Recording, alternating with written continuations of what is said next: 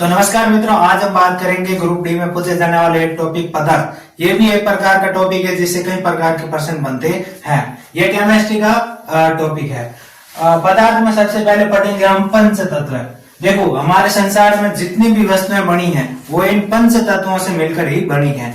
जैसे पंच तत्व हैं वायु, पृथ्वी, अग्नि, जल व आकाश। हमारे संसार में जितनी भी वस्तुएं हैं वो सारी की सारी इन्हीं 5 तत्वों से मिलकर बनी हुई होती है।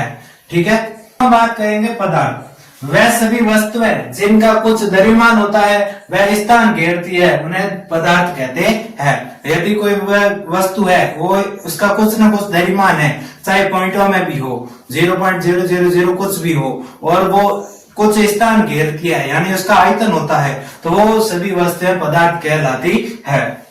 पदार्थ का भौतिक स्वरूप यानी कि पदार्थ दिखने में कैसा हो सकता है।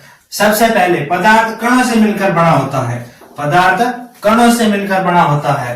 दूसरा, पदार्थ के कणों के मध्य रिक्त स्थान होता है। जितना भी पदार्थ होगा उसके जो कण होंगे उनके मध्य रिक्त स्थान होंगे। पदार्थ के कण निरंतर गति करते रहते हैं। जो भी हमारा पदार्थ है उसके जो भी कण है वो हमेशा निरंतर गति करते रहेंगे।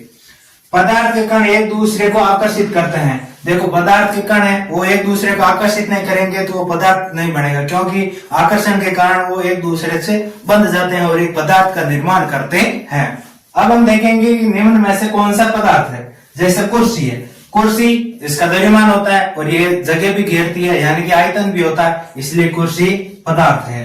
घृणा न तो कोई उसका द्रव्यमान होता है न ही उसका कोई आयतन होता है, इसलिए ये पदार्थ नहीं है। गंध का कोई ना तो द्रव्यमान होता है और न ही इसका आयतन होता है, इसलिए ये भी पदार्थ नहीं है। नींबू पानी का द्रव्यमान भी होता है और ये स्थान भी घेरती है, इसलिए ये पदार्थ है।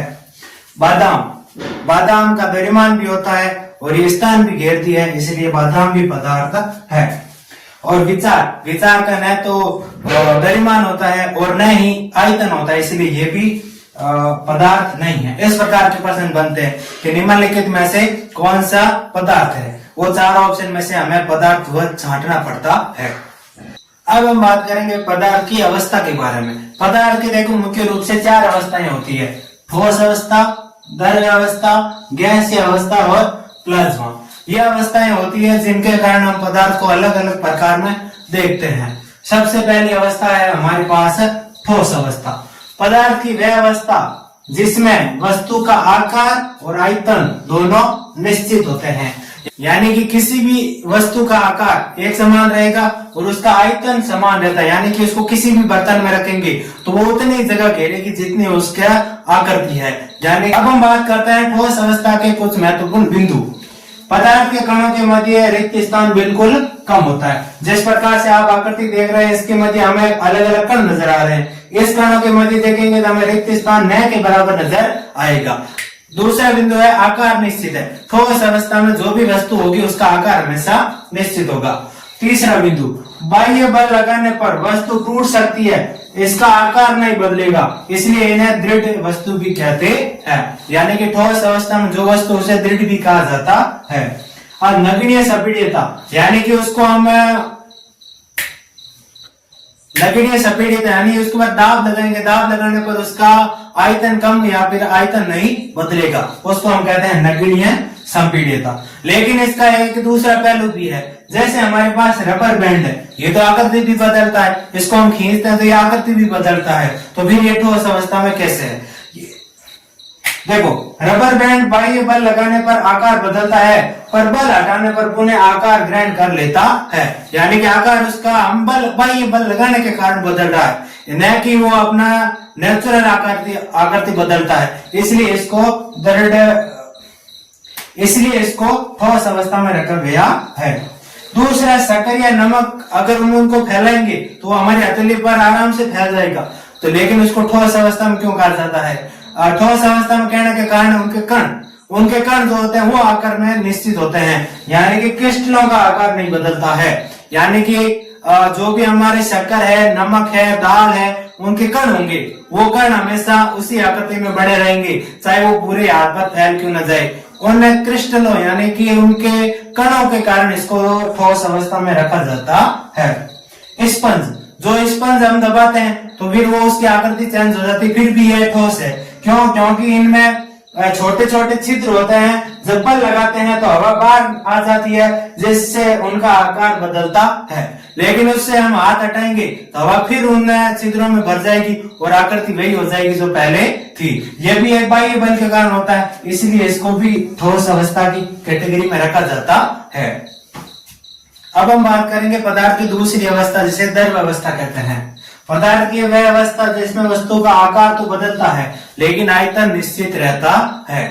द्रवित पदार्थों को हम किसी भी बर्तन में रखेंगे तो उसका आकार उसी तरह से ढल जाएगा, लेकिन आयतन का मतलब है जैसे हमने 2 लीटर दूध लिया और अलग अलग बर्तनों में रखा तो उसका माप वही 2 लीटर ही रहने वाला है। यानी कि आयतन तो निश्चित रहता है लेकिन आकार उस बर्तन के अकॉर्डिंग ढल जाता है।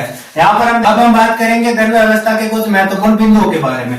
पदार्थ के कणों के मध्य रिक्त स्थान कम होता है लेकिन इतना ज्यादा नहीं होता है, लेकिन ठोस से ज्यादा होता है। आकार है निश्चित रहता है। देखो कणों के मध्य जो गति होती है कणों के मध्य जो रिक्त स्थान होता है और रिक्त स्थान के कारण यहाँ पर उसका आकार है निश्चित रहता है। कणों में गति ठोस है। देखिए यहाँ पर कणों के मध्य रिक्त स्थान ज्यादा होगा, रिक्त स्थान ज्यादा होगा तो कणों को घूमने का ज्यादा स्थान मिलेगा, कणों के बीच में जो गति है वो बढ़ जाएगी। द्रव्यों में भाव होता है इसलिए इन्हें तरल कहते हैं। जैसे उस अवस्था में दृढ़ होते हैं जो आकार नहीं बदलते हैं, उसी प्रकार यदि हम द्रव्यों को बिछा देंगे तो वो भाव का रूप लेता है, तो इसलिए यहाँ इन्हें तरल कहते हैं। पदार्थ की तीसरी अवस्था गैसीय अवस्था। पदार्थ की वह अवस्था जिसमें वस्तु का आकार और आयतन दोनों ही अनिश्चित रहता है, यानी कि आकार तो बदलता ही है लेकिन कंडीशन के अनुसार उसका आयतन भी बदलता रहता है। पदार्थ के कणों के मध्य रिक्त स्थान अधिक होता है, कणों के मध्य जो भी रिक्त स्थान होगा वो सबसे ज्यादा होगा। संपीड़ितता बहुत अधिक होती है, यानी कि ये कण है और कणों के मध्य रिक्त स्थान ज्यादा होगा, बहुत ज्यादा होगा, तो यहाँ पर देखेंगे कि हम इनको संपीड़ित यानी कि दबा सकते हैं, इसीलिए इसको कहते हैं संपीड़ितता बहुत अधिक होती है।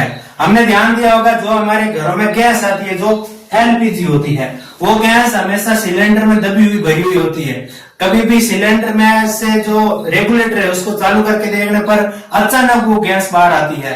इससे हमें वो जयपुर वाला गैस एलपीजी कांड याद आता है। उसके अंदर क्या हुआ था कि ट्रक था पूरा भरा और उसमें नोजल टूट गया था। नोजल टूटने की वजह से जो संपीड़ित थे कण संपीड़ित होने के कारण वो अचानक बाहर आ गए, अचानक बाहर आकर वातावरण में फैल गए और एक चिंगारी की वजह से वहां पर आग लग गई थी और बहुत जान माल की हानि हुई थी। यानी कि हम कह सकते हैं कि एलपीजी है, सीएनजी है, इन जैसी गैसों को दबाकर भरा जा सकता है, यानी कि संपीड़ितता इनकी ज्यादा होती है। एलपीजी का पूरा नाम होता है द्रवित पेट्रोलियम गैस, अंग्रेजी में क्या है लिक्विड पेट्रोलियम गैस। सीएनजी का पूरा नाम होता है संपीड़ित प्राकृतिक गैस। कणों के मध्य गति बहुत अधिक होती है। अब हम बात करते हैं पदार्थ की चौथी अवस्था जिसे प्लाज्मा कहते हैं। देखिए प्लाज्मा ये भी एक गैस प्रकार की अवस्था होती है लेकिन ये थोड़ी सी अलग होती है। जैसे ये भी गैस की तरह होती है जो आयनों के मिलने से बनती है, जैसे बिजली है या फिर वेल्डिंग में जो उत्सर्जन में गैस होती है वो इसके अंदर आते हैं। बिजली के कोई फॉर्म होती नहीं है, हम फिर भी हमें करंट मिलता है, वो करंट मिलता है तो वो अवस्था होगी हमारे पास प्लाज्मा। इसके बहुत सारे उदाहरण हैं जिसकी लिस्ट आपको दिख रही होगी। इन्हीं में से कोई एक प्रकार प्रश्न बनता है कि इनमें कौन सी अवस्था है, प्लाज्मा है, द्रव है या फिर ठोस है, वो हमें टालना होता, वो हमें चुनना होता है। गलनांक वह न्यूनतम तापमान या फिर ताप जिसमें ठोस पिघलकर द्रव्य बन जाता है, उस ताप को हम गलनांक कहते हैं।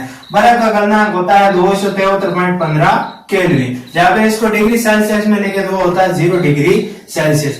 यह वह इस ताप पर यदि कोई बर्फ का टुकड़ा है फ्रीज में से, यदि कोई बर्फ का टुकड़ा है उसका तापमान अगर कोई माइनस में हो तो माइनस से उसको 0 पर लेकर आएंगे तो वो फिर द्रव्य में चेंज होना शुरू हो जाएगा, तो उसका गलनांक होगा। अब एक क्वथनांक वह तापमान जिस पर द्रव्य उबलने लगता है। यदि हम किसी भी द्रव्य को गर्म करेंगे और गर्म करने के बाद अगर वो उबलने लगता है तो वह उसका क्वथनांक कहलाता है। क्वथनांक यह भी एक प्रकार का तापमान ही होता है। जल का क्वथनांक होता है 273.15 केल्विन या फिर 100 डिग्री सेल्सियस। ये मान केल्विन और डिग्री सेल्सियस में दोनों में पूछे जा सकते हैं। अब हम बात करेंगे ऊर्ध्वपातन के बारे में। पदार्थ की वह परिवर्तित अवस्था जिसमें पदार्थ ठोस अवस्था से सीधे गैस अवस्था में बदल जाते हैं। नॉर्मली होता है क्या कि ठोस द्रव्य में बदलेगा और द्रव्य गैस में बदलेगा, तो यह प्रक्रिया चलती है। लेकिन ऊर्ध्वपातन में क्या होता है कि ठोस वस्तु होती है वो सीधे ही हमारे यहाँ पर गैस अवस्था में बदल जाती है। जैसे कपूर का ऊर्ध्वपातन, कभी हमने घरों में देखा होगा कि भाई कपूर की गोली हम कपड़ों में रखते हैं, लेकिन थोड़े दिन के बाद में वो गायब हो जाता है, वो गायब होकर गैस अवस्था में बदल जाता है। इस ऊर्ध्वपातन का एक बहुत बड़ा उदाहरण है अमोनिया क्लोराइड का ऊर्ध्वपातन। यदि हम अमोनिया क्लोराइड जो कि ठोस है उसको थोड़ा सा गर्म करेंगे तो गर्म करने पर वो अमोनियम क्लोराइड का ऊर्ध्वपातन, यदि अमोनियम क्लोराइड को थोड़ा सा गर्म करेंगे तो गर्म करने पर वो गैस अवस्था में परिवर्तित हो जाता है, यानी कि अमोनिया गैस अलग हो जाएगी और क्लोराइड क्लोरीन में बदल जाएगा। दाब से अवस्था परिवर्तन, यदि किसी वस्तु को दबाते हैं तो दबाने की वजह से उसकी अवस्था परिवर्तित हो जाती है। जैसे ठोस है, ठोस से द्रव्य बन जाएगी, द्रव्य से गैस बन जाएगी, तो इस प्रकार से हम अवस्था परिवर्तित कर सकते हैं। किसी वायुमंडलीय दाब से अवस्था गैस, द्रव्य या ठोस अवस्था में परिवर्तित हो सकती है, यानी कि दबाने से अवस्था परिवर्तित हो सकती है। जैसे एलपीजी का सिलेंडर में भरना, एलपीजी गैसीय अवस्था होती है, लेकिन उसको सिलेंडर में भरेंगे तो वो द्रव्य के रूप में परिवर्तित हो जाती है उसको दबा के भरने के बाद में। कभी घर का सिलेंडर हिला के देखना, आपको पानी या जल जैसी आवाज आएगी, लेकिन वो द्रवित गैस होगी, यानी कि द्रव्य रूप में बदली हुई गैस होगी। ठीक है। ठोस CO2 का गैस में बदलना, ठोस CO2 को शुष्क बर्फ भी कहते हैं, इसका उपयोग अलग अलग होता है। उसको अगर हम 1 एटमॉस्फेयर पर हाथ से अंगुली से दबाएंगे तो वो सीधे हमारे यहाँ पर गैस अवस्था में बदल जाता है। ATM का मतलब होता है एटमॉस्फियर, और ठोस CO2 को हम शुष्क बर्फ कहते हैं। अब हम सीखेंगे तापमान के मान में परिवर्तन डिग्री सेल्सियस से केल्विन में। यदि कोई मान डिग्री सेल्सियस में दिया है उसको केल्विन में बदलना है तो वो किस प्रकार होगा। यदि हमारे पास मान डिग्री सेल्सियस में दिया है उसको केल्विन में बदलना है तो उसके साथ हम 273 को जोड़ देंगे। 273 को जोड़ने पर ये मान केल्विन में परिवर्तित हो गया। 100 और 273 हो गया हमारे पास 373 केल्विन। केल्विन से डिग्री सेल्सियस में बदलना, तो केल्विन से डिग्री सेल्सियस में बदलने के लिए यहाँ पर हमें 273 को घटा देंगे, यानी कि 300 माइनस 273, ये मान हो जाएगा हमारे पास डिग्री सेल्सियस में, यानी कि 300 में से 273 गए तो पीछे बचे 27 डिग्री सेल्सियस। इस प्रकार के बहुत ज्यादा प्रश्न बनते हैं। इस वीडियो में फिलहाल इतना ही। पदार्थ अभी पूर्ण नहीं हुआ है, पदार्थ का एक और वीडियो आएगा जिसमें संपूर्ण जानकारी होगी जो पीछे बची हुई है, और महत्वपूर्ण प्रश्न भी होंगे। हमारे साथ बने रहने के लिए सब्सक्राइब जरूर कीजिए। धन्यवाद।